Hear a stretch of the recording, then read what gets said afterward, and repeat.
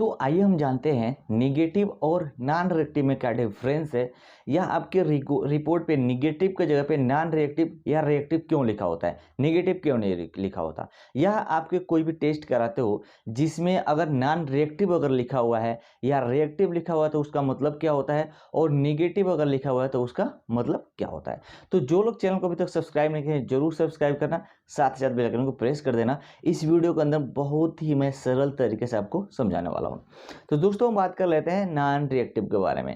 तो non reactive दोस्तों उस टेस्ट में रिपोर्ट में लिखा जाता है जिसमें आपके शरीर में एंटीजन और एंटीबॉडी का जब रिएक्शन होता है और उस रिएक्शन के आधार पे जब रिजल्ट निगेटिव आता है तो उसको हम नॉन रिएक्टिव देते हैं। क्योंकि अगर आपके शरीर में किसी तरह की अगर बीमारी होती है, कोई इन्फेक्शन आता है, तो उस इन्फेक्शन के साथ आपके शरीर में एंटीजन आता है। और जब आपके शरीर में वो एंटीजन आता है तो उस एंटीजन के अगेंस्ट जो हमारा इम्यून सिस्टम होता है वह एंटीबॉडी डेवलप करना चालू कर देता है।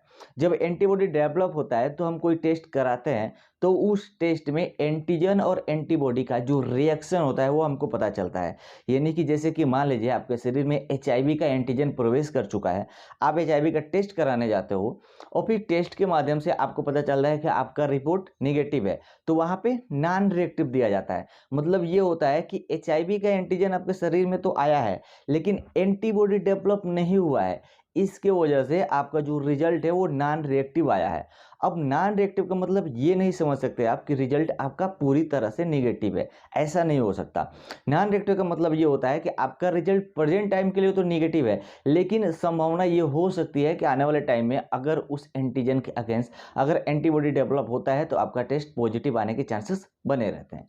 तो फर्दर इन्वेस्टिगेशन के लिए आपको पीसीआर के टेस्ट कराने की आवश्यकता पड़ती है, जिसमें ये कंफर्म पता चल सकता है कि जो एंटीजन है या जो एंटीबॉडी है उसका कितना लेवल मौजूद है आपके शरीर में, और फिर उसके आधार पर आप कंफर्म कर सकते हो कि आपका वो टेस्ट जो है कि वो पूरी तरह से निगेटिव है।